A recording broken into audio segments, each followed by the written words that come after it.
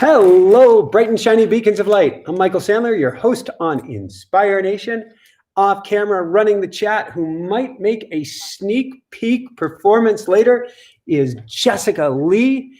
And do we have a special show tonight? Because we want to talk about being able to take the energy around us and turn it into the or something good, turn it into the or something better, or find the perfection that is hidden in everything. So it has been an unusual week for Jessica and myself. It was a 50th birthday, I was going to say 50th birthday party, but a 50th birthday. I sure don't feel like 50. 50th birthday with us capsizing a kayak. There was an unexpected, 7-hour drive to Denver and back. That was spontaneous. That was spontaneous. Not something I'm really known for in that manner. Well, no. Can I get you on camera here? Is that better? Fine. All right.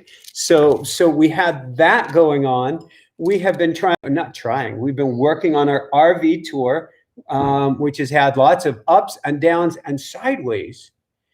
And that kind of gets at the heart of the matter.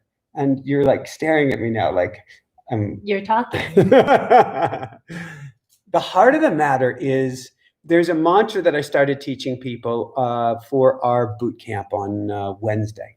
Mm-hmm. And that mantra is perfect, getting even better. How are you doing? Perfect and getting even better. Perfect and getting even better. Perfect and getting even better.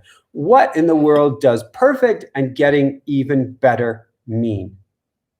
To me, if I parse it, if I break it down, perfect means the divinity of the universe, meaning everything is the divine. At some level, everything is perfect. Everything is on path. Everything is exactly how it's meant to be. Like recently, have we been getting our butts kicked here in Colorado? Mm-hmm. How perfect has that felt? Well, it's a choice. It's a choice to view it as something horrible or something that's perfect for whatever steering and growth that we need. Did you hear what she just said? Do you mind repeating that last part? Perfect for steering? Mm-hmm. In other words, if we look in the short term at anything that we're holding on to, that we desire, that we want clean air. And we go, oh my God, it's AQI 200, or God only knows what, day after day after day. AQI is the air quality index. And a lower air quality index is good. And a higher air quality index does not mean you've won the lottery, unless you see the perfection in everything and you realize that it is all of it here to serve you. So while I don't want you to go to the universe, thank you, universe, may I have another. However, with that said, universe is doing steering and guidance in our lives. It's doing steering and guidance in your life. It's doing steering and guidance in all of our lives. If we can realize the perfection in it, and instead of going, oh, crap, or let's be truthful, the Michael method, because I grew up in a household of, oh, crap. The Michael method is, oh, crap. Well, okay, actually, maybe this is good for us.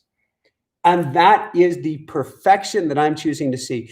And for yourself, and it laid you down cold. It was a knockout punch for a good 3 weeks. Mm-hmm. Because of the smoke. Yeah. She's more sensitive to smoke because she had mold toxicity poisoning years ago that she beat. So I like that. And I'm not a fighter, I'm a lover. I never really thought of it as beating. I like that. I never really thought of it as a fight. I would agree with that, because what you fight is coming back with a vengeance. But with that said, you did get knocked on your butt the last few weeks. I did. And how is that a benefit? Well, for me, when I'm knocked down like that, it forces me to just be, because I can't do. Mm-hmm. When I'm exposed to poor air quality, I will get headaches, brain fog. It's difficult to think. It's just very challenging to focus and get things done.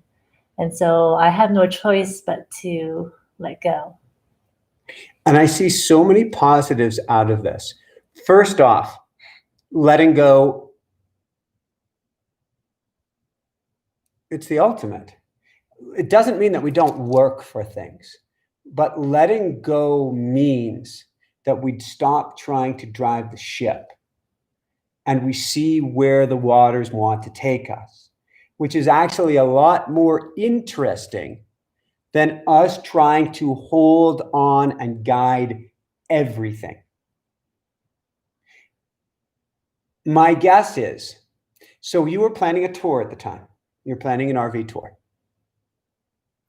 No, I actually hadn't gotten to that point yet. At some point, she was going to be planning an RV tour. I wanted to. I had intentions of getting around to it. And this is my point. Because it's 2 weeks away now. Yeah, this is my point, is that you had a level of preparation that you wanted. I want to find out when we're here. I want to find out when we're here. I want to make sure we're booked at this place and booked at that place. Loosely. Yeah. Yeah. And the universe said, eh. And beyond the universe saying, eh, what the universe also did was said, what if we make you exhausted, smoked out, and shifts your priorities so that you can even go scoping for a place that might be less smoky in the future. Mm-hmm. If you had planned everything out, if there hadn't been smoke, we would have a very different tour coming out than the one we have. Yeah, originally the tour was, what's the word? Ambitious. Had us going, it's 6 weeks long, and it had us going up north from Colorado to Wyoming, mm-hmm. Jackson Hole, mm-hmm. Yellowstone, mm-hmm. Then to the Pacific Northwest to Olympic National Park, and then Cascades and mm-hmm. Olympic, yeah. And then down through Oregon, through parts of California, like mm-hmm. Yosemite, and then through, I don't remember exactly what the path was, but we were going to make it to the Grand Canyon for our 10-year wedding anniversary mm-hmm. on October 10th. And renew our vows there, which I'm very, very excited about, renewing vows wherever we are. And then we were going to shoot across the country. Sorry, no offense on the midsection of the country, but we're the most important part of the trip is to make it to our parents on the East Coast, because we're not comfortable flying airplanes at this point. And even if we were comfortable for ourselves, we don't want to fly airplanes and then go visit our older parents and say, hi, we've been exposing ourselves to countless people. Exactly. That's the main concern. So the only way that seems safe for us to visit our parents is by driving across the country. Yeah. So they're all in the Northeast. And then we're going to spend about, 2 weeks there. And I'm exhausted. I'm really tired thinking about this. Less than 2 weeks, 10 days, approximately. Well, we were going to leave on the 10th, and we have to be back by the 29th. I could push it to 30th. It should be 29th. So that is 19 days to traverse the whole country twice. Yeah. And spend time with our parents. And ordinarily in a car, it doesn't seem that big of an endeavor. But we're told that when you're driving an RV, a 35-foot long RV, while towing a car, it's a lot more exhausting. And people recommend that you don't drive more than 300 miles a day if possible. So, I was, after the smoke was starting to subside and I was starting to think, having the ability to think again, I was looking at this map of our tour. I use an app called Road Trippers, which is really awesome. And we should get sponsored. That's exactly. Whenever I hear that's pretty awesome, I'm like, ka-ching. I was looking at this map with this line of our route going like this across the country, and I'm like, oh my God, this is stressing me out. This seems so exhausting. And so I've cut the Southwest section out. Sorry guys, if you're trying to meet up. 111 participants at this moment. Universe is saying that's okay. and we're gonna stick to the Northwest. Mhm. And then we are still planning on getting to the East Coast because it's really important for us to see our parents. Yeah. And that may not have happened if I had my brain on this whole period. Perfect and getting even better. You never know in the moment what the larger picture outcome is. So this is going to sound so trite on some level. However, I'm very excited about it, which is we were looking into kayaks this week. Mm-hmm. Okay, after you've been smoked out, and this summer was the hottest summer in Colorado, running in the backyard felt like running in a solar oven. It literally felt like a solar oven and a dust bowl. And a dust bowl. And weeks after I said it's a dust bowl, the whole place 8 miles from here was on fire. So it wasn't much of an exaggeration. It was straw back there. So we want to be around water as much as we can. Not humidity, because that's not what was best for your body, but we want to be around water. We want to put ourselves in water every chance we can. So we're looking at getting a kayak. Mm-hmm. And you wanted us to get a sleek, fast, and I love fast, inflatable kayak. Yes. Maybe we're not getting inflatable on this one because we're supposed to have a sleek, fast, non-inflatable, but I'm not sure how that would fit in an RV. With that said, we found the sleekest, fastest, coolest, lightest, not quite lightest, but fastest, bestest kayak.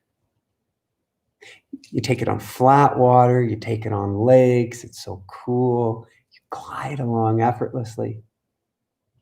And what happened? They're all sold out. They're sold out.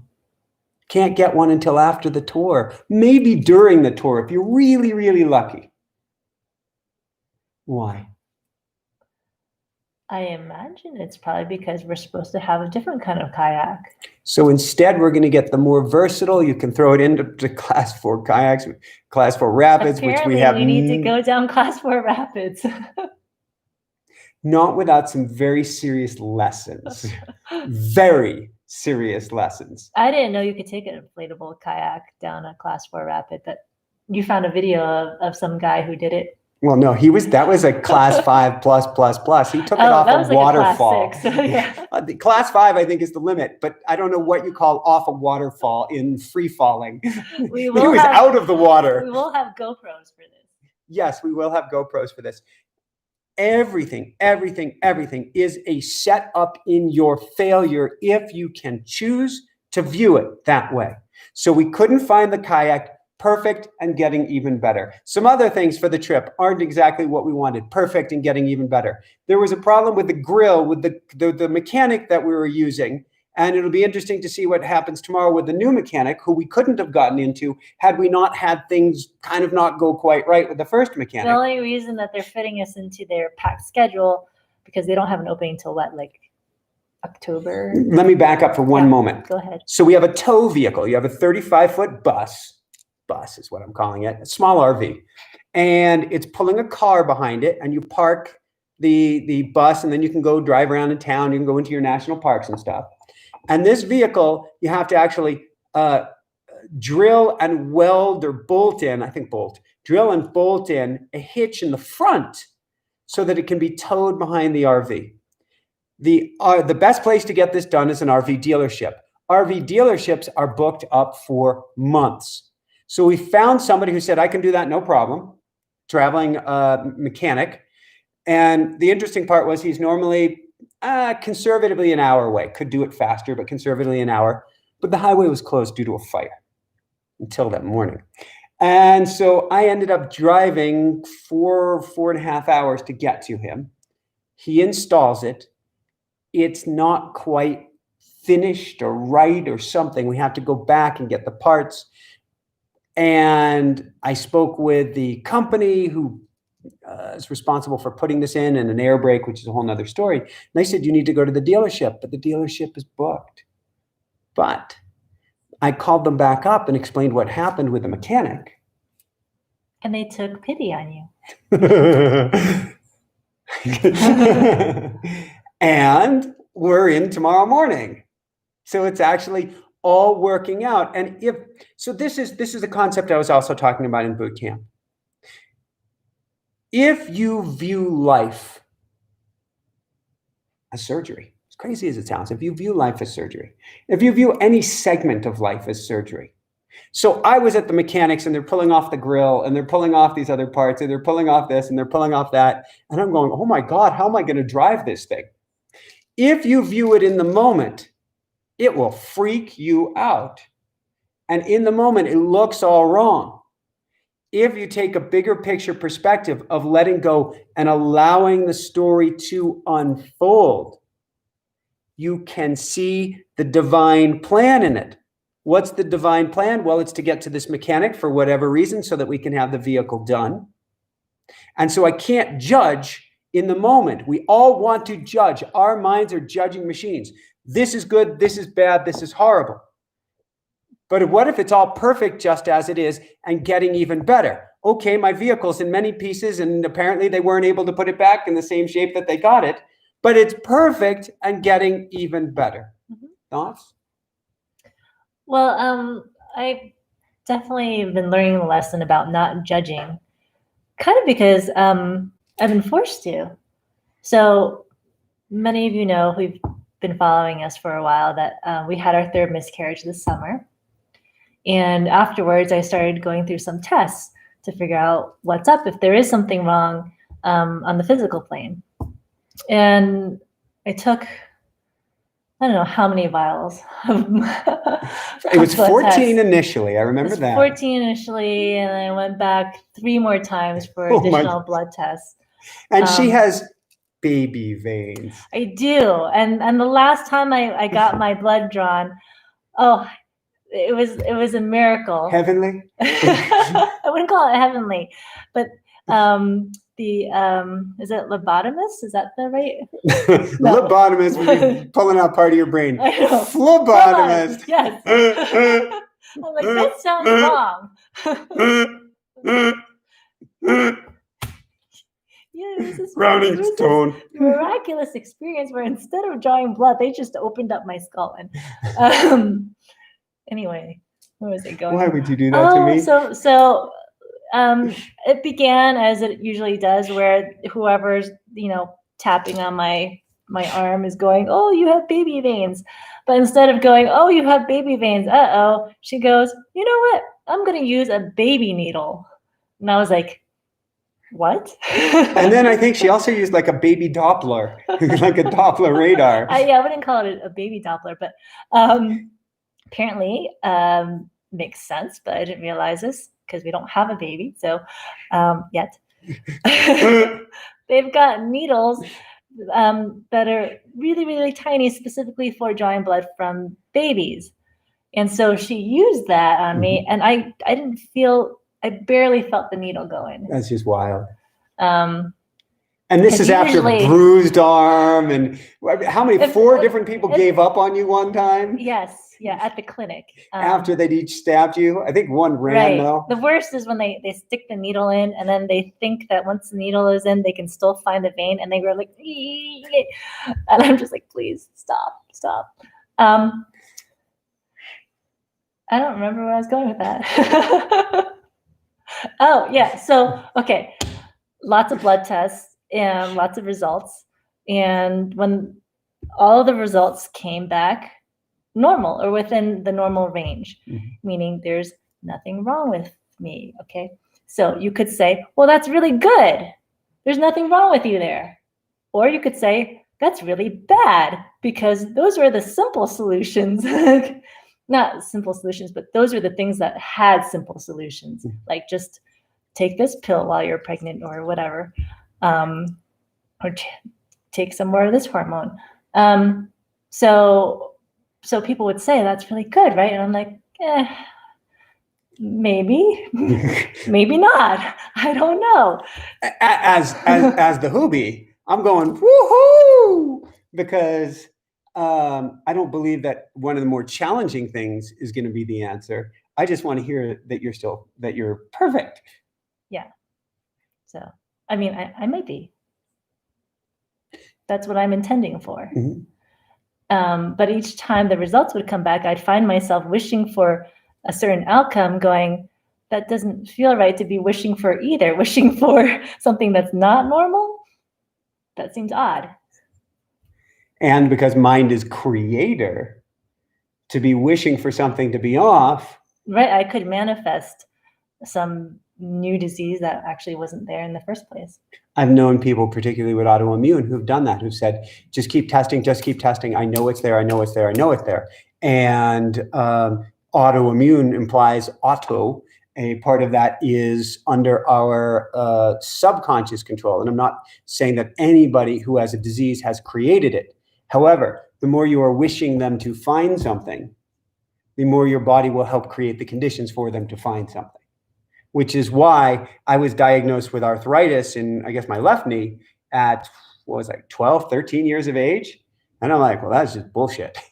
And I went on to race bicycles in Europe because it was kind of an, I'll show you. We're not going to give me any diagnosis, because if I start to label myself or want to believe I have something, then I'm handicapping myself. We're digressing a little bit, but the point here is that, what would you say is the point? The point of my story was just how I'm learning to not judge things as good or bad, which is hard, because if I'm not saying that's great news, then am I being less positive? I don't believe so. So I like the word perfect. And the reason I like the word perfect is, to me, it implies divinity. Mm-hmm. And so perfect is, it is exactly as it's supposed to be. There's neither actually good nor bad. It's just perfect. Mm-hmm. And getting even better means, all right, we just had a massive forest fire here. We couldn't breathe more or less for 3 weeks.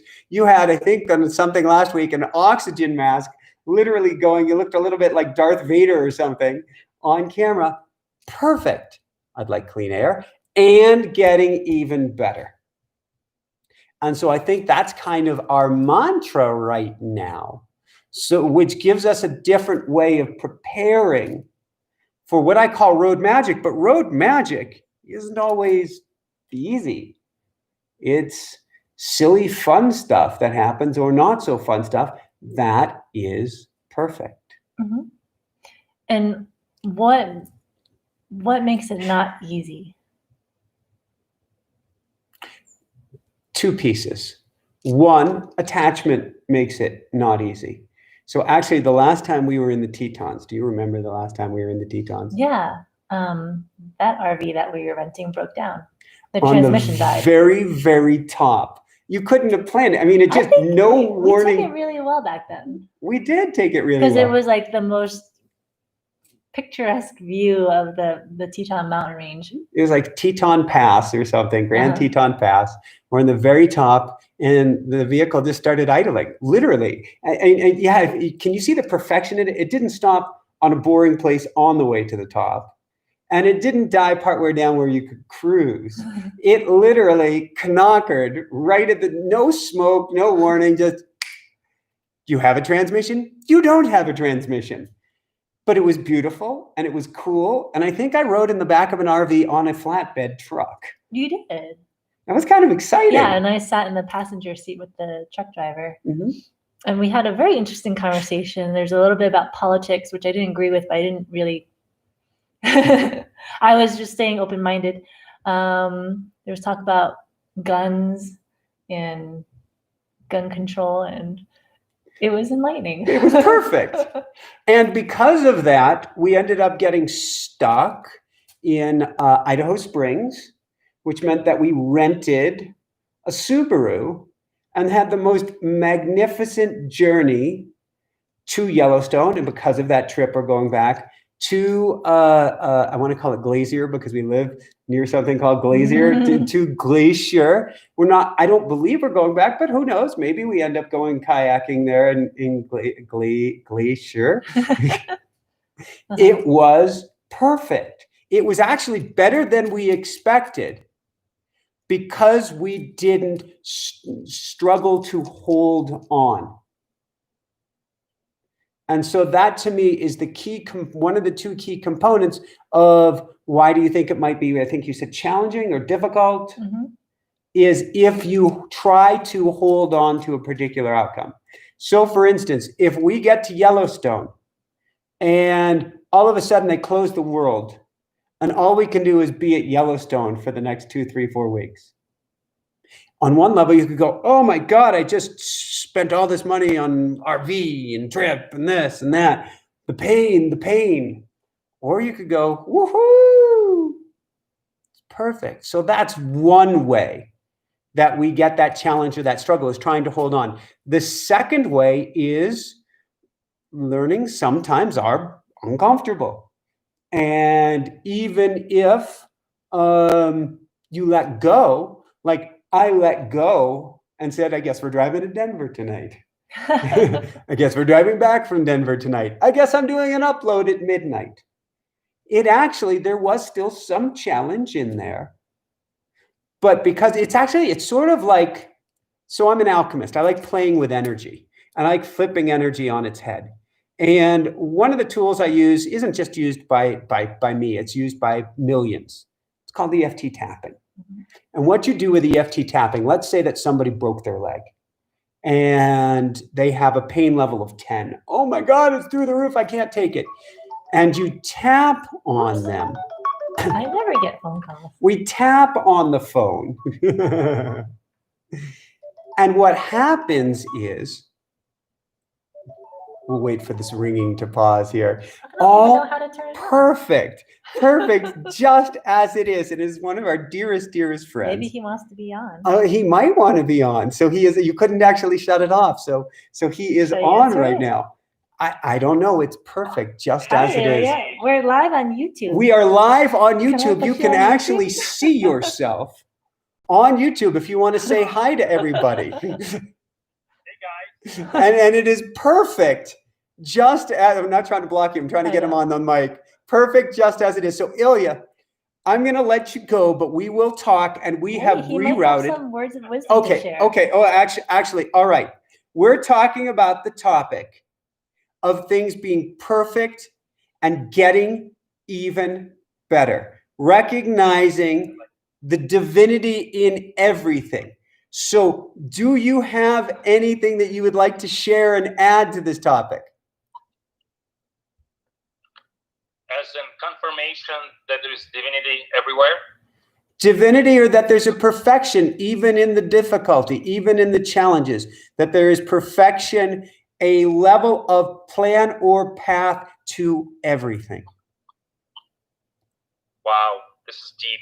Well, probably because, I'm a wonderful, I'm very fortunate to have a 2-year-old daughter who's absolutely incredibly beautiful in so many different ways. But sometimes she just wouldn't sleep for hours and, would demand the boob service for, 3-4 hours at a time. And I'm so blessed that, my wife can carry the bulk of the work. And the divinity moment is that, it's incredible to have a partner in crime who is so passionate, who's so loving and patient with your daughter, that you're able to enjoy this beautiful relationship with your daughter. Because again, men are wired probably a little bit differently, and so she's got a lot more patience, a lot more love that she can generate, and she can see through some of the challenges that may be on the surface for somebody like me. Like, she's crying, but she just wants love. So there's perfection in the balance. What you can't do, she can do, and what she can't do, hopefully you can do. Exactly. All right, Ilya, well, we're going to let you go here. You can say hi to everybody one more time, and then we will speak with you offline, because we were not planning on going into California the way the tour was routed, because Jessica was just sharing with everybody how we rerouted the tour. But you sent us a video. You sent us a video, and because of your video, we are coming to you. Oh, wow. Okay. Well, so let's talk about it. Let's make sure we can plan that. Okay, all right. Great. I'm honored and flattered that I'm live on Inspire Nation.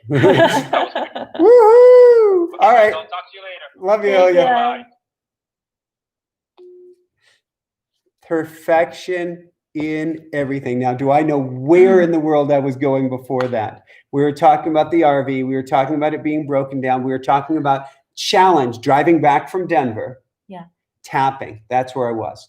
If you tap on somebody and they have a pain level of 10, what it does is it transmutes a lot of the energy. It takes away a lot of the energy. And you may find that their pain level was only a 2, 3, or 4 after you get rid of that mental feedback loop. So on the drive back from Denver and having to do an upload close to midnight, if I held on, my mental feedback loop would be like, oh my God, it's a 10. Oh my God, oh my God, oh my God. But instead I'm like, okay, I'm tired. That is a bit of a challenge, but it takes so much of the edge off of it. It actually, between you and me, it was actually kind of fun and exciting. It was a little bit long. Oh, to Denver? To the end, yeah. It was exciting because we were going to the parts department at the mini dealership in Denver. Oh yeah, this was your break and entering moment. Yes, and the parts department closed at 6, but we called ahead and we said, "Can you please stay an extra few minutes? We're on our way. We're driving from 3 hours away. Can you please just stay a little bit longer?" And he said, okay, but I can't stay past whatever time because I've got a family. And yeah. And so we're getting into Denver just after 6. Yeah. And you never know if there's going to be an accident or traffic or something, but we had a big rainstorm actually. Yeah, and that did slow us down. And there was an unmarked police car in front of us for a while too. Not that we were ever exceeding the speed limit, even by the slightest iota. This was not the Cannonball Run. As far as they know. and so we're getting to the dealership. There's like a whole bunch of huge auto dealerships in the same complex. And I see the name Champ BMW. Yeah. And the dealership's name was Champ. And so I thought, there's the building for go right, Michael, go right now. Okay. And we're trying to get a part for a Mini Cooper. And so he had told us before we arrived. And BMW does own Mini Cooper. Yes. Yeah. Sorry. Good point. So he had told us that the front of the shop would be closed, that you'd have to go in through a side door. And so it's this huge building. We're driving around this building looking for like a side door, and there's like many doors. And so I jump out of the car and I'm like trying each one. They're locked. And finally we go in through a garage door that's unlocked. I'm just getting a kick out of this because we go inside, we get to the head of the service department. We can't find anybody in parts. And we tell him that Eric had said that we're waiting for a part. And so he's trying to find Eric and finally finds this guy on the phone who gets Eric on the line. They're like, you mean Eric? And we're like, I guess. We thought it was Eric, but sure, Eric. And they call Eric, and Eric doesn't know who we are. Eric has left the building an hour ago. At which point, when did the realization So hit? then I'm like, oh my God, are we at the right dealership? And I thought maybe we're in like the completely wrong part of Denver. But fortunately, we were just 2 buildings away from the correct building. And so we hot rod slowly, because it's a parking area, we hot rod slowly over to the other area. To the Champ Mini dealership. Yeah. And now we're at the Mini dealership, and we're driving around the side, and we're looking for a side door. Sometimes the Mini cars are sold at the BMW dealerships. So you jump out of a moving vehicle, basically. It wasn't moving. Tuck and roll, and you're as ninja. I start going after all of the side doors again. They're all locked. Finally, I find one that's open. I don't know why it's open. And I'm like in this warehouse, this huge warehouse. And I'm like, hello. Totally illegal. All the parts there. Take what you want. And I start jogging down this very long corridor, like with like row after row, with like auto parts. And I'm just like, hello. And it's like a quarter mile long, it seems like. I'm sure I'm exaggerating, but it was several hundred yards. It was big. There were lots of parts. And finally, I reached this door that's got like a scanner that you would use with a key card or something, or you tap your badge on it. And but the door is ajar, and I see a person inside. So I open the door. And I'm like, hello. And I'm like, I'm looking for Eric and parts. And he's like, oh, that's me. But you were supposed to come around the front. Really? I didn't know he said that. Yeah. And so I come along, I drove the whole way around the building. I couldn't find any other entrances. And so I parked next to the John Cooper Grand Prix fastest Mini ever, because it was the coolest place to park. Found the same door, went all the way down the aisle, saw the door that you went in, didn't see anybody inside it, went upstairs, went across the area again, didn't find anybody, went out through the garage, came back around a second time, realizing I had to pee for the last 2 hours. Yeah. And I had a Michael moment. When I finally got in, I couldn't talk to the guy about parts. I'm like, I need your bathroom now. And so I never got to see him to see that it was the right part, but we needed a second part too. Perfect. You know, I dwelled on it for a little bit. Took me a little bit to let it go. I can do better on that, because I'm going, I can't believe I came all this way and all I could say is, where's your bathroom? And I didn't even do it in the most graceful of manners. No. I regressed to about a 5-year-old, like, I need bathroom. I wasn't going to say. Now. But he was hopping up and down. We all have been there. I mean. I had on a smiley mask. It must have looked really bizarre. But it was actually really exciting. Nerve-wracking too. But it got me out of my stupor, because this happened just as the smoke from the fire was starting to subside. And I had made a comment to you 2 days earlier, I think it was 2 days earlier, about how I didn't feel like I was living, because I'd been smoked out and I was just, like that for several weeks straight. And so it was also a lesson in be careful of what you ask for, because after I said, I don't feel like I'm living, we went kayaking, we capsized the boat. And I had a brief moment of like, is this it? Is this how I'm going to die? And then there was the U-turn to Chipotle, which we won't even go into. But right. suffice it to say, you had another moment like that. Both like very much out of my control, because in both instances I was the passenger and you were the one steering. You know what I do find interesting about both of them is they both involve, in a sense, a complete and total U-turn. Yeah. So when we capsized the boat, it was in a very tight turn in the river, and going from one side to the other, a complete 180 shift.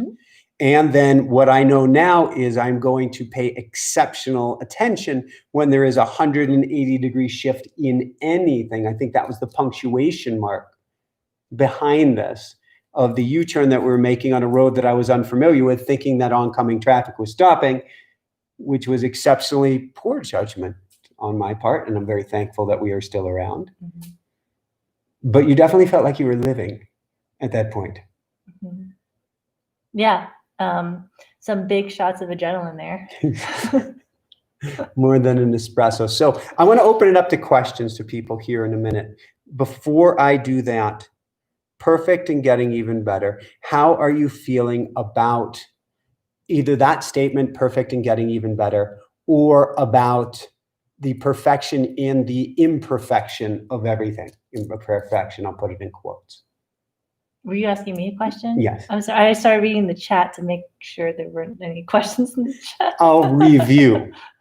How do you, before we open it up to questions, how do you feel either about the concept of perfect and getting even better, or if you wanted the other side of things, the perfection even in the imperfection of everything? How do I feel about it? Yeah, or what do you want to share about it?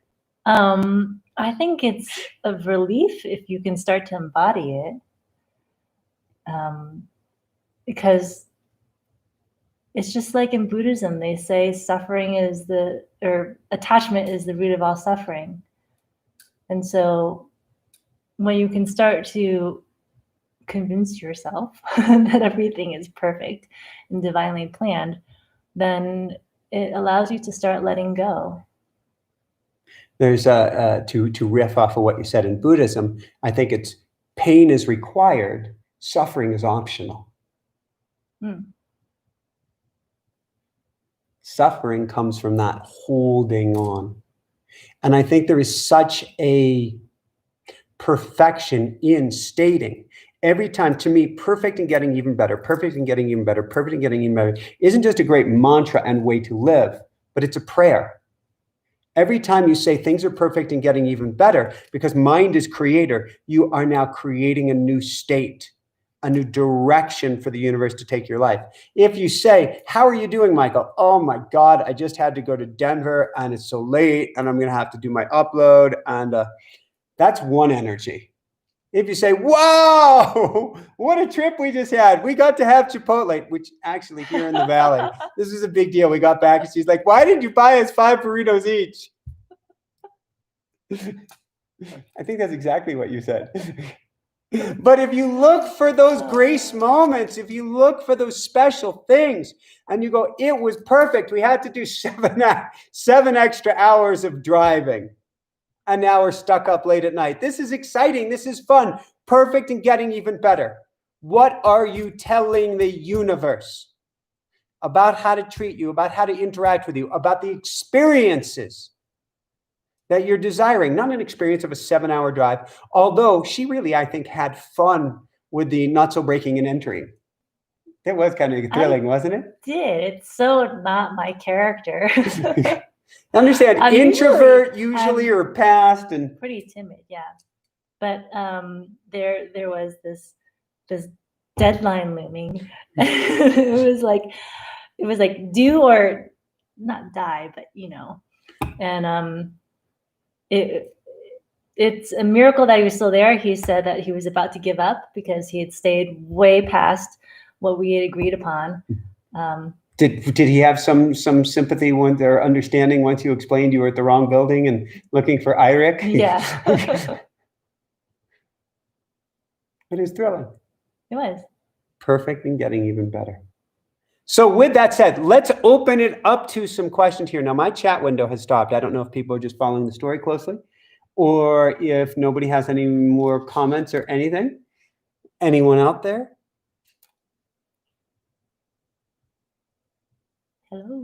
Hello. And the hello had quite the digital partisan is letting us know that we are not in an echo chamber. This is good. Anyone have any questions tonight?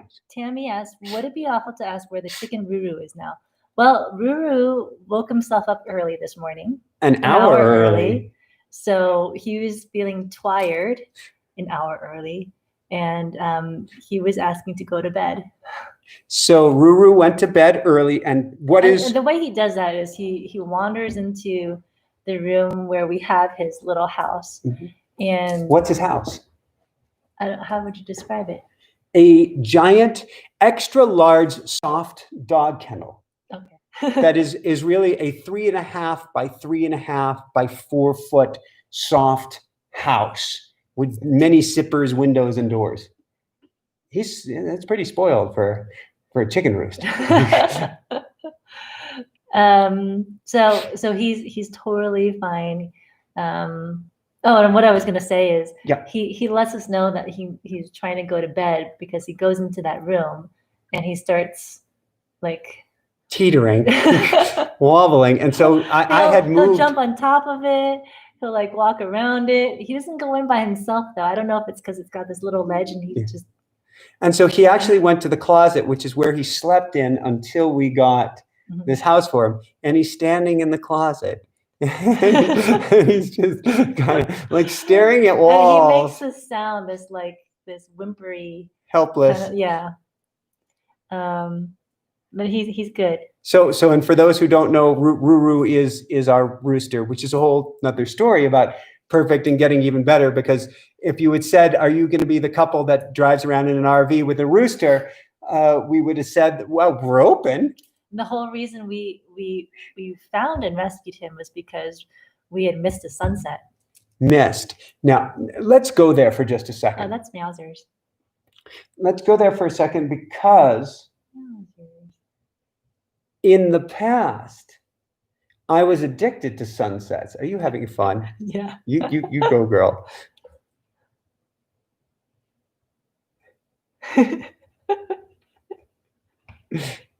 If it's so wrong, it's got to be right. I just want to squish him. Whoops. The illusion is I can't. you can't figure out how to do that.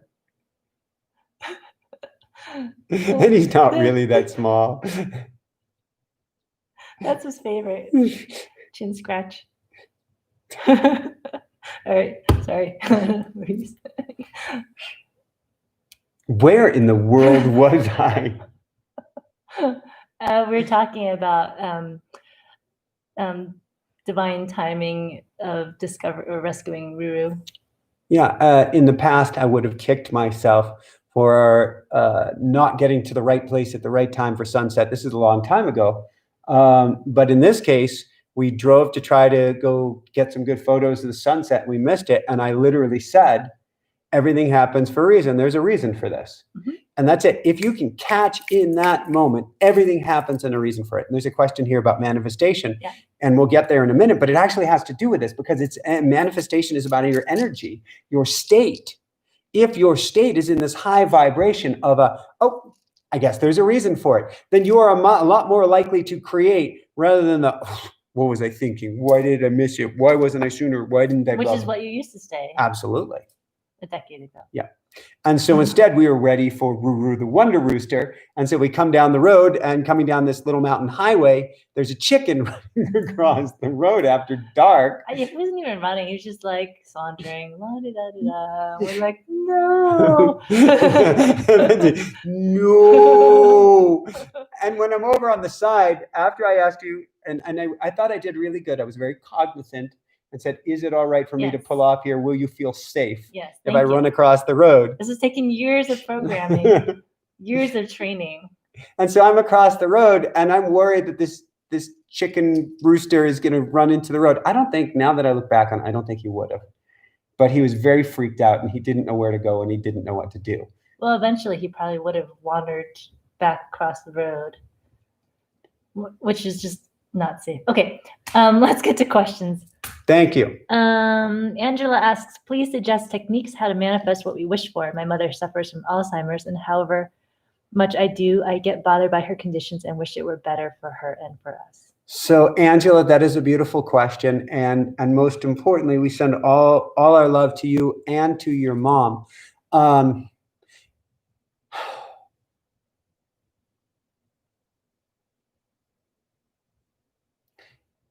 There's a difference between compassion. Angela, I don't even know how to put this. Love her up with everything that you've got. And at the same time, breathe into all of it. It cannot be easy. And I'm not saying let go of attachment to your mom. And I'm not saying let go of attachment to her feeling better. But do your best to allow into all of it. Now, we can work on manifestation skills for you. We can work on manifestation skills for your mom. But the outcome is not determined by either of you. That can actually help to understand that there is more going on than meets the eye. With that said, the first thing I would do, Angela, is I would give it up. And rather than focusing on law of attraction and manifestation skills, I would go to the angels. And I would go, my top three are Archangel Michael, Archangel Raphael, Archangel Gabriel. And I would go to prayer. And it would be Archangel Michael, Archangel Raphael, Archangel Gabriel. Please help my mom. Please help her to feel better, or please help her to not suffer, or please ease the burden that's on her heart. And then please ease the burden that is on my heart. We all have guardian angels with us. Pray to her guardian angel. Ask her guardian angel to help her on this journey. Know that on a very deep soul level, she is loved. She is protected. She is taken care of. From a law of attraction point of view, I would work toward envisioning the kindest, gentlest, easiest journey for her, for you, and for both of you. Manifestation, a lot of it comes down to energy. But again, it's not all in our control. That's an illusion. I could say we have 100, almost 140,000, I guess 134,000 followers. I want to manifest 1 million by the end of the year. Maybe it could happen. Maybe not. Not in my control. Now I can step forward, Angela, and I can be in the most amazing energetic state, and I can write about it, and I can dream about it, and I can emote about it, and I can feel about it. And I would certainly take it to automatic writing each and every day about it. But then I get to let go of it. And the paradox is, and step forward toward it. So we put out there what you want, what you feel, what you hope for, what you desire, particularly going to the emotional state for this situation with your mom. And on the one hand, we let go. And on the other hand, if there are calls that we can make, we make them. If there are things that you can research, you do that. It is always a two-step dance. So I want to send all my love your way to you and to your mom, Angela. I had a comment to make about that, but I slipped my mind. We have a couple more questions. Go for it. Okay. Chef Alex asks, how do I stop pushing everyone out of my life, consciously or subconsciously? Ooh, Chef Alex, that's awesome. And the fact that you're recognizing it is awesome. That's perfect. And let's get even better. What does that mean?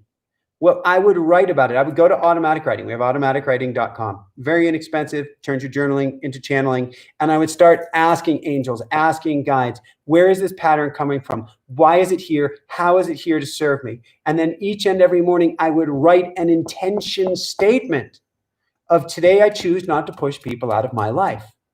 Then I would do things like Eft tapping or something, a modality like emotion code, or get yourself a coach, work with somebody else on where are these patterns coming from and how do I strip them away? Understanding that patterns like this, almost every pattern that we have, is a coping mechanism gone awry, is a protective mechanism that is left on when the switch should go off. At some point in your life, you pushed people away because that kept you safe. Unfortunately, it has taken on a life of its own. So we have to let the subconscious know it's okay not to push people away. We have to let the ego know it's okay not to push people away. We have to let our conscious mind even know it's safe, it's all right. You no longer need to push people away.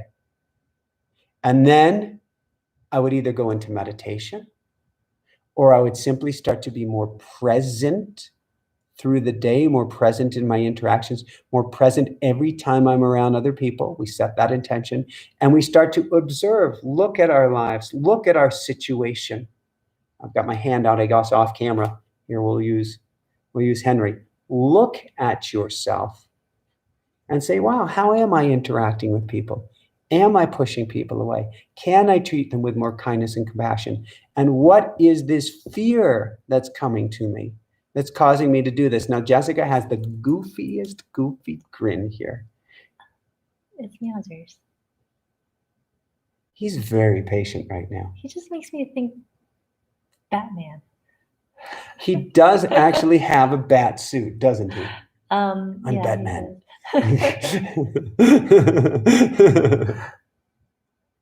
All right. Do we have a next question here? From Rhonda. If things are perfect and getting better, would that mean that we adopt the perception that everything that happens was meant to happen? Absolutely, Rhonda. That doesn't mean that things aren't easy. That doesn't mean that things aren't tragic. It doesn't mean that everything is fair on this level, or tragedy is tragedy. Loss of life is loss of life. We don't make light of any of that. But there is a different perspective from human meat suit perspective, which is what I am at the moment, and spirit perspective, which is what we all are at every moment. And so from the individual physical perspective, oftentimes things don't make sense in the moment, and it may not even make sense this whole lifetime. However, from a larger perspective, either within this lifetime, as I'm betting this other kayak that we're going to get is exactly what we needed, and we'll actually find out why. I can see that moment coming. So we can go down the Class 4 rapids. Okay. All righty then. Let's get some helmets. What do you think? Yeah. All right. You mean instead of using our bicycle helmets? Let's get some kayak helmets. Sound Okay, good? sounds Okay. And I'm going to need a better life vest. A whole story for another day. Or we may find quite literally that when we get to the other side, we laugh about it. Things are not, just like in the mirror, things are not as they appear to be. I've had 2 near-death accidents. I've had many very serious accidents. It is such a miracle. Thank you, angels. Thank you, guys. Thank you, God. Thank you, universe. It is such a miracle that I'm here and still walking and still running and still skating and still doing everything that I'm doing. And I can remember when I went down for that first near-death accident, and I came to, and I've got this beaming ear-to-ear grin, in love with life. I knew it was not by accident. I'm shattered and broken. I had just done a prayer for safety, and everything was broken. And I thought, this has got to be the greatest gift in the world. Something miraculous and amazing will come out of it. It is a choice, Rhonda. It is a decision. And you're again grinning as Meowsers is. He's found a paper product. Meowsers knows that the key to our hearts, the doorbell to get whatever he wants, is shredding paper product. Shredding any and every paper. Whoop.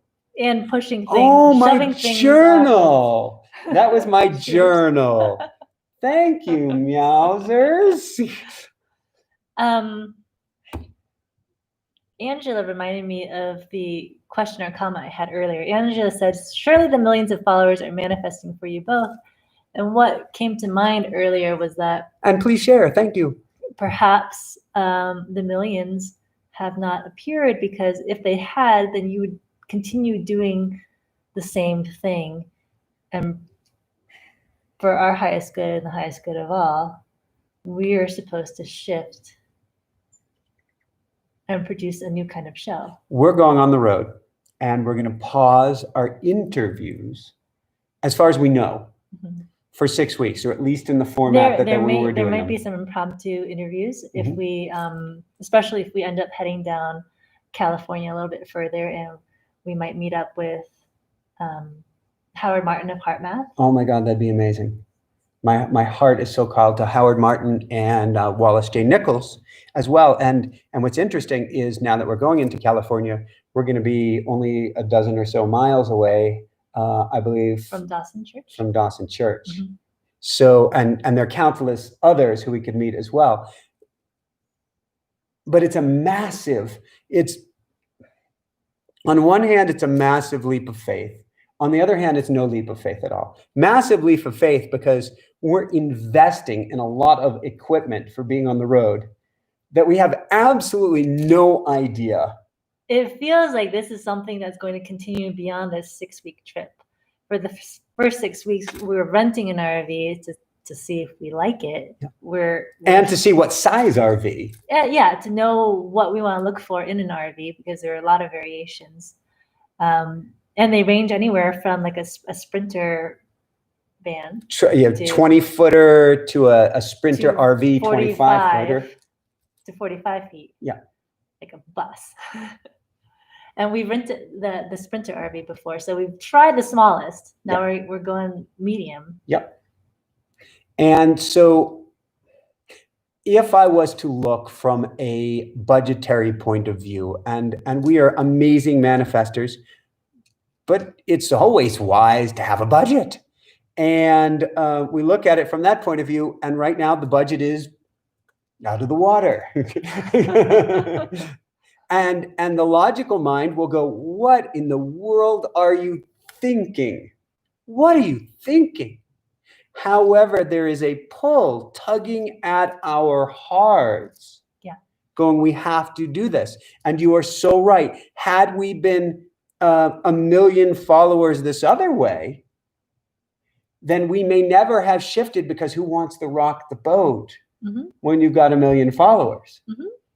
Yeah, who wants to rock the boat when everything is going really well?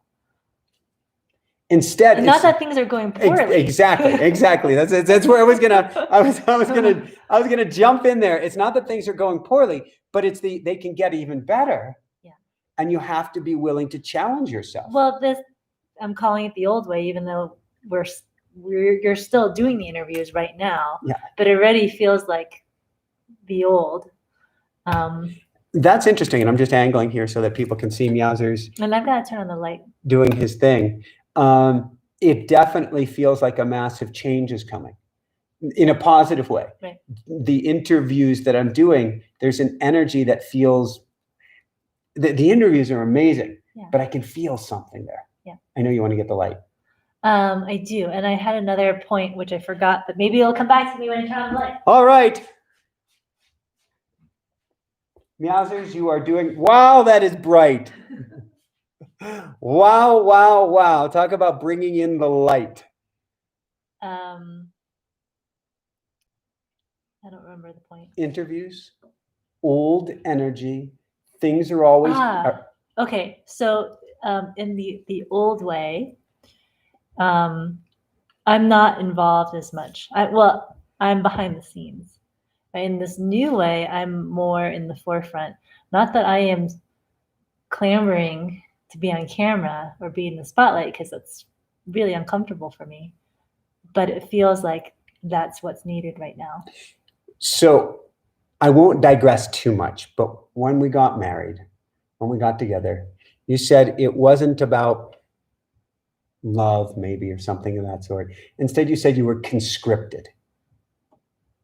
Kinda. I agreed to it before we were incarnated. There you go. So you chose it on some level.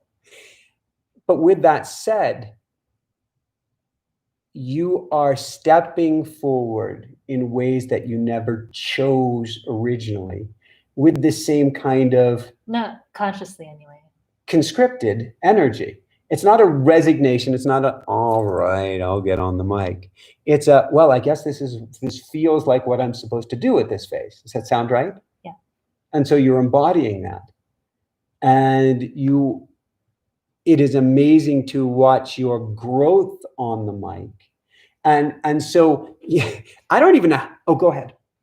Well, we often will, those of you who do pray or talk to angels, we ask for guidance, right? We ask, okay, show me what my purpose is, show me what I'm supposed to do. And so when they do, well, what can you do but step forward, because this is what you asked for, right? Be careful what you ask for. And actually, to not step forward when you know in your heart that you're supposed to do something, but you don't do it, that actually ends up causing you more pain and discomfort in the long run. Because then you've got this internal struggle, and that's like the worst feeling. And I think the internal struggle isn't even coming from you. If you ask, God, universe, source, what am I supposed to do? And the plan is laid out before you, and you go, I'll go the other way. I think you're in for pain. Yeah, you're in for pain. And then it's a lot harder getting that kind of guidance again, because you've kind of like shut the spigot off. You've said, no, I don't want to hear anymore. Mm-hmm. And it's not that they're punishing you, but the message that you sent is, I don't want to know anymore. Don't tell me what to do. Yeah. And so then they won't. And I think they both won't, and they're going to give you a course correction. Mm-hmm. I think you're going to get, once you open up the Pandora's box to the universe and say, please steer and guide me, you can either get it the easy way or the hard way. Right. And just because you get a course correction doesn't mean you're a bad person. Huge point. It's a neutral thing from their point of view. It's neither good nor bad. It's just, you've gone way off. Okay, let's nudge you back. Yeah. Come here, Ruru. Whatever that looks like. It's either a big shove or a gentle pat. On the fuzzy tail.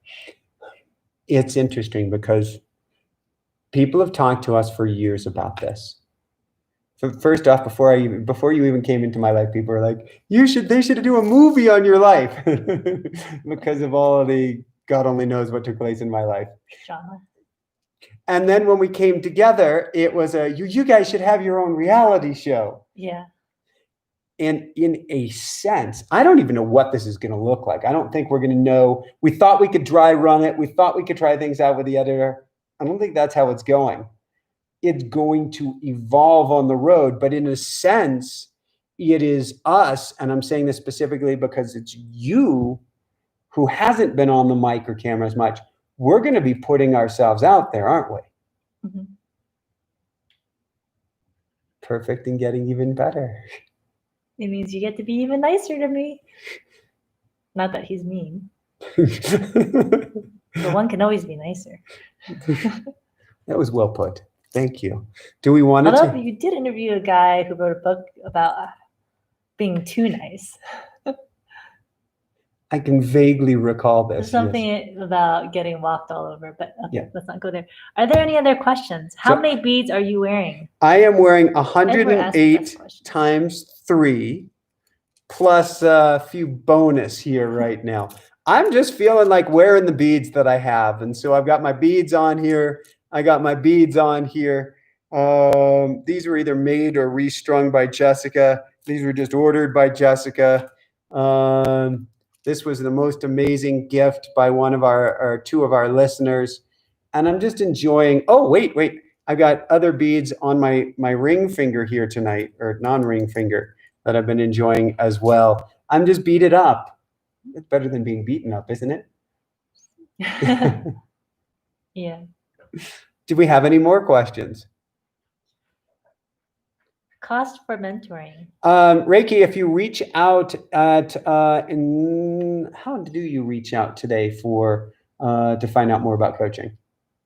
InspireNationShow.com/coaching with Michael. And I don't even remember my link, but my link is in the description. Michael is a much greater investment.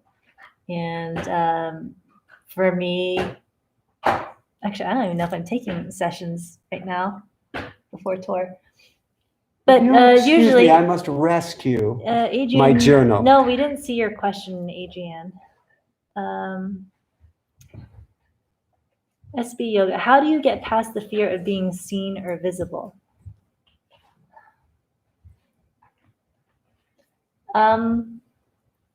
Baby steps.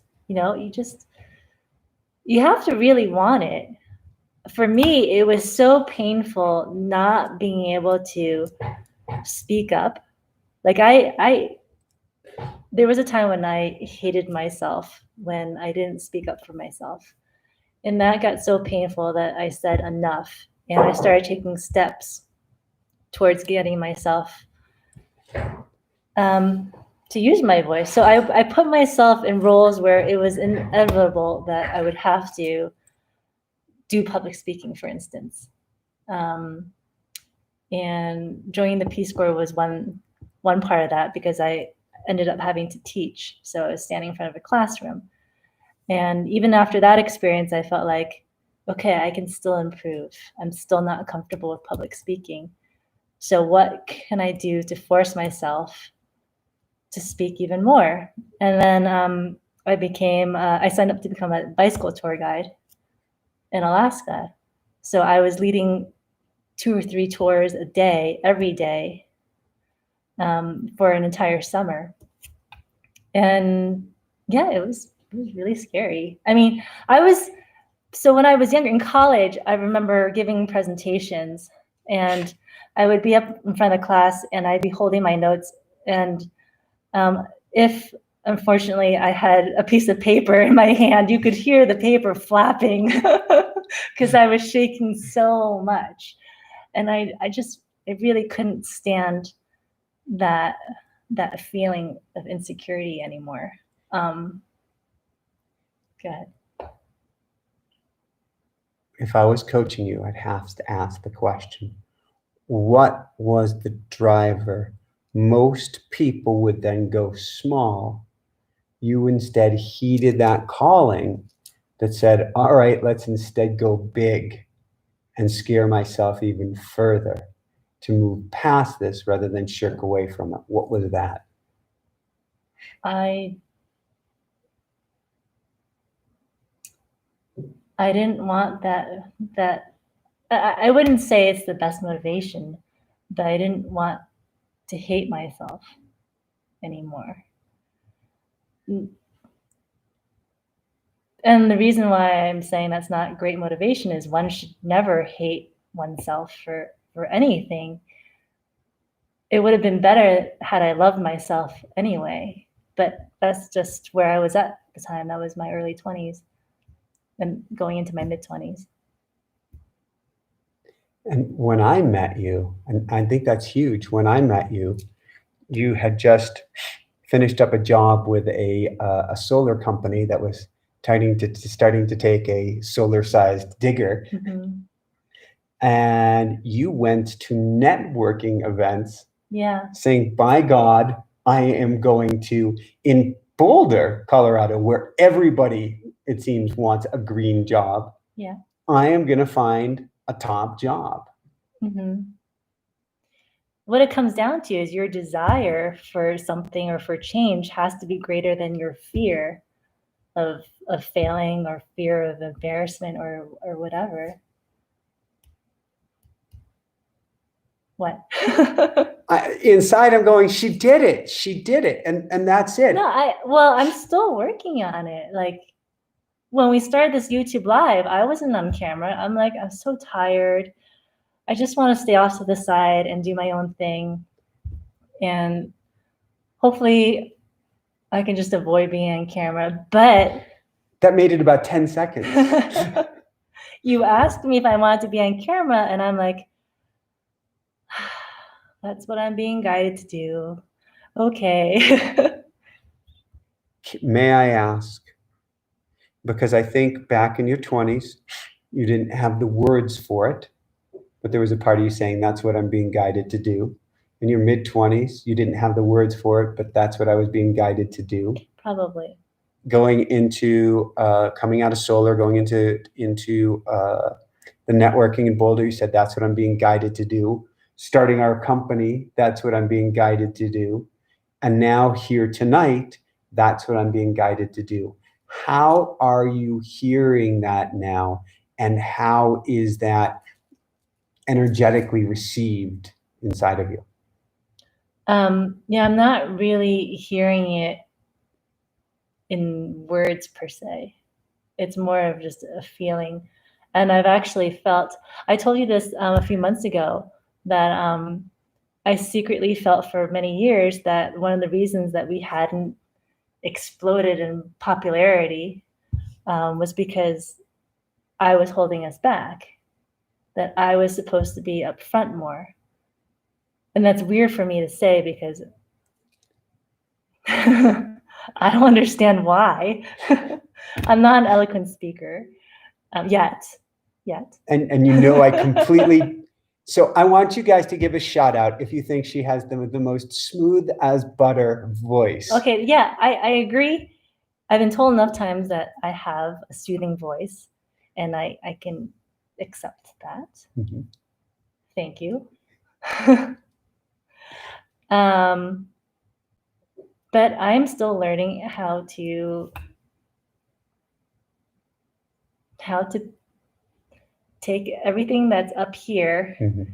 and deliver it in a way that is pleasant to listen to, besides just the sound of my voice.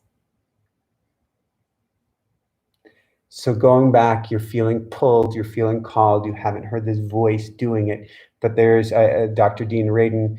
I asked him what a noetic experience, the head of noetic sciences, and he said it is a knowing.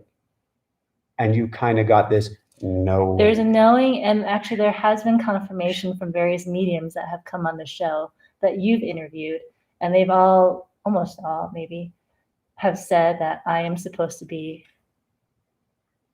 stepping forward from behind the scenes. In fact, you pulled cards today. Do you recall what the cards are and what were they saying? You mean when I pulled 9 cards? Either that, or you pulled a card last night, or pulled the card this morning. Now, first off, I got the learning card today, and I was like, "Oh God, no, not the learning card." But there was another card that you got. Mm-hmm. Hi. Hi. Do you remember what that was? I got composure. Is that what you're referring to? Yeah. And that sounds to me like being on the mic and holding space. That's interesting thing. Hadn't thought of that. I mean, it seems to make perfect sense to me. I feel, I mean, I saw you speak back 10 years ago. We spoke on Barefoot Running Tour. We wrote the bestseller Barefoot Running a long time ago when we spoke on tour, but you were kind of like sidekick, more or less. Although you were cool on the mic at the beginning, but there was like I'd still rather be a sidekick. There was some women's leadership, women's something, women's starting business, something at the Apple store that you spoke. Oh, yeah, I don't remember I think it was just about different businesses using Apple products. And whoever sold us our Apple products asked us to share about our experience of being on the road and using iPhones and iPads. And you rocked that, and I could see in you, and I've still, I don't know if I have any clairvoyance. I'm going to give myself a clair at this point, and clairsentience, a sense of feeling. And I have such a feeling, a knowingness of seeing you on stage, of seeing you speaking, something in the past where you're like, no, and now you're. It's not something that I've ever driven for. Mm-hmm. It's always been your thing. Mm-hmm. Like the millions of followers, that's your thing. It's true. And apparently your thing too. Well, maybe, but it has not been my desire. It's different. A thing can be a thing from the universe without us desiring it. It can be given and saying, here is what you get to do. So when I was a kid, and when I was in high school, I wanted to be invisible. Part of me wanted to be invisible. But then there was this other part of me that actually didn't want to be seen. So there was that internal conflict back then. Well, it's interesting because you hung from the earliest days. Your brother's 5 years older than you? Mm-hmm. And you did not want to be invisible with his friends, did you? Mm-hmm. Quite the reverse. And you were having to step up to the plate to hang with these older kids. In the neighborhood I grew up in the early years, there were no girls around my age. And so I was always tagging along with my older brother and his friends. And it it was a lot of fun because they really pushed me. So we would play sports, and I had to make sure that I could keep up and run fast enough and catch the ball and things like that. Which is why you turned into really an uber athlete. You have no desire to turn pro at anything. No. But you are pretty special. So do we want to take a last question or two? Yeah.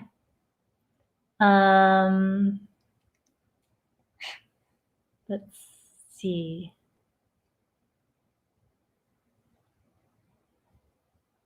I like what Tammy just said, because we know it's coming for you. Tammy said maybe go from sidekick to sentient psychic. And we know that element of you is starting to come out more, isn't it? Yeah. As long as I make the time, as long as I carve out the time and make it a priority, and I'm starting to do that, which actually only happened after the whole fire smoke experience. I'm not seeing any. See if there are any last questions from people here. And if not, we will wrap up. We do have, while people are waiting, we have Wednesday, we're going to have our next boot camp. Ooh, ooh, ooh. And that will be 4 Wednesdays this September, where we are going to dive deep in rising from the ashes, really how to transform your energy of this time, where we're going to be doing clearing work. We're going to do group intention work. We're going to be doing all sorts of energetic work to get you light, to help you to pivot, and to help you go from kind of a place of survival in this time of a OMG into a state of complete and total positive reinvention, with many of your favorite homies, family members, friends, your fellow boot campers. And the link to that, Jessica's going to put a link to that. It's just $7 to try. But it is an amazing bonding experience, and you won't feel like you're alone. And your energy, it's palpable how much things will shift. And we have many people here tonight, I'm sure, who are fellow boot campers, and they can tell you better than us how much they love it and how much it's meant to them. But that'll be coming up this Wednesday at the same time as this. That'll be at 8:30 Eastern time, 5:30 Pacific. And we're going to be holding this on the road as well. So you're going to really get to come along on the journey with us, which is going to be very, very exciting, and is why I'm ordering the handy dandy heavy duty ultra uber amplifier routery thingy tonight. I'm not used to it being so dark so early. Well, that's because the month of August, it was smoky every evening. We didn't get to see when the sun went down. That's a good point. I did find Adrienne's question. Okay, excellent. I'm just curious what you do when you fall off track or have little motivation to get back to healthy routines, doing the things that you know are in alignment with your highest self. I bet we each have our own individual answer. Do you want to go first, or do you want me to go first? I'm still thinking. So okay, love yourself up, Adrienne. No matter what, love yourself up. Love yourself up. Love yourself up. Understand that off track, or it was put best by an author who wrote a book that's called something like. Off track is the track. Off the path is the path. Out of the way is the way. I'm not getting the exact title, but the point is, Adrienne, no judgment. I wanted to be here, but instead I'm over here. Perfect. What can I do to get to this place? Great. What can I do to love myself up now in the moment? Even greater. What is one baby step I can get to go there? Perfect. And most importantly, why am I over here? Why am I at this spot? Because it's no accident.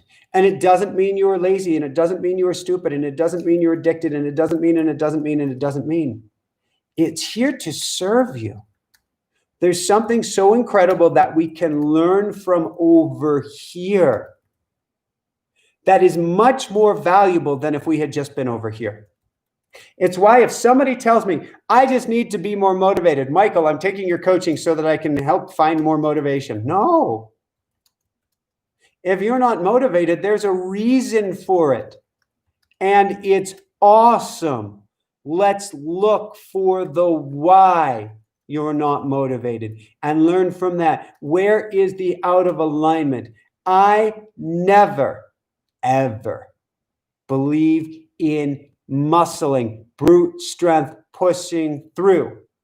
And this is someone who is a top 10 athlete in a sport nationwide. Never is it about pushing through. It's always about finding flow. So if it's not working and you're way off path, realize that is the path, and there are much greater learnings in that than had you been over here. And say, why am I not there?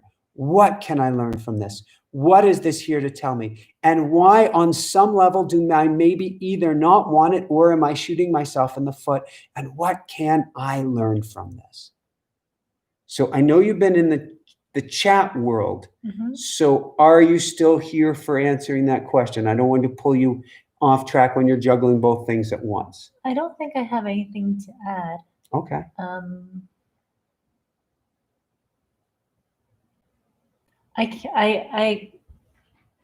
I mean, it happens to me all the time because of life. Things just knock you down every once in a while. And for me, the smoke knocked me down.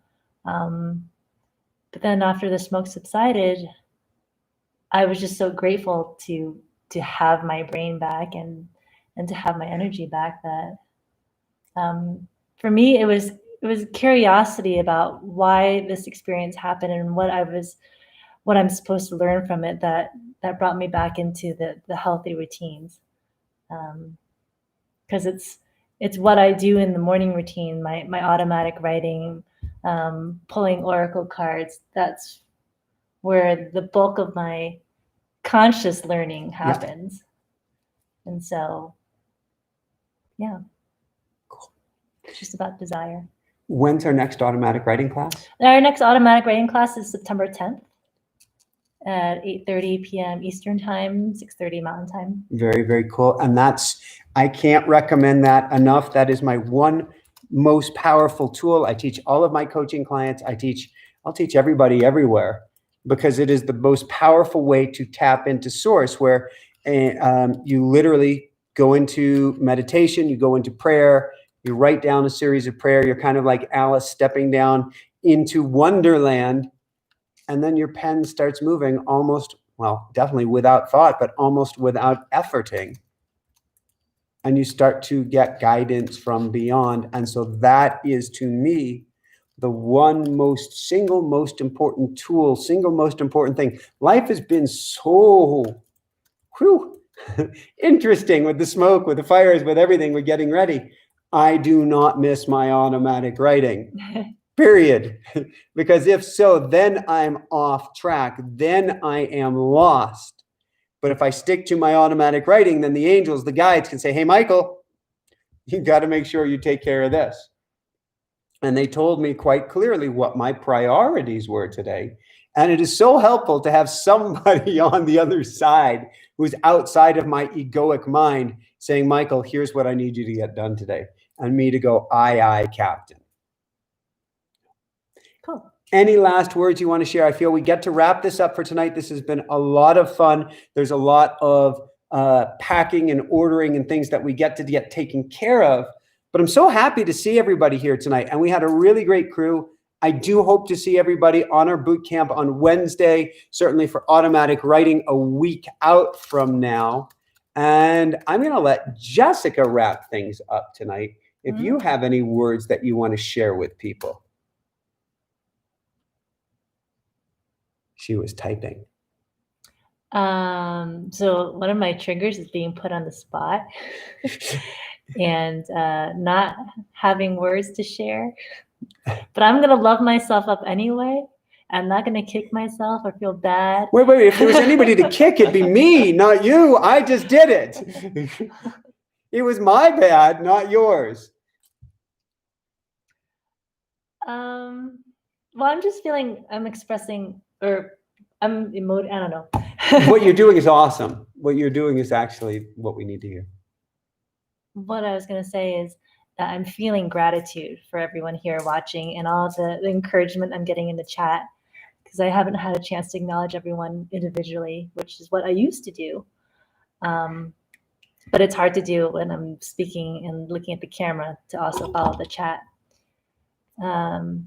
So thank you. I'm just really grateful that you guys like listening to the both of us. Wumi's making. Otherwise, I'd be really, really confused about why universe is saying, go on camera, talk. From what I'm seeing is higher numbers here tonight. highest number since before the summer, at least, which is confirmation from the universe that what you have to share is, I don't know if I want to say more important than me. We're a dynamic duo. No, I wouldn't say more important. But equally of import. Thank you. You deserve that. I was going to say, as Ajahn Brahm would say. Ajahn Brahm is a monk who we had on the show. And Who could be a comedian. He's really funny. Oh, man, he's awesome. Yeah, he wrote the book, Don't Worry, Be Grumpy. And after somebody would compliment him, he would say, thank you, I deserve that. And I think that is some of the most positive way to receive gratitude, because it's always like, no, well, that's putting yourself down. That's a very subtle way of keeping yourself small, and none of us were meant to play it small. So on that note, thank you. You deserve that. Love you guys so much. Can't wait to see you Wednesday. Have the most amazing week ahead. And above and beyond all else, shine bright. Woohoo! That was awesome. Awesome job. Yes, Edward, we do need another behind the scenes person. That's no joke. It would be much easier if we didn't have to go, we have something important to say. Quick, get the camera and put it on ourselves. Which just feels awkward. Love you guys. Thank you, everyone.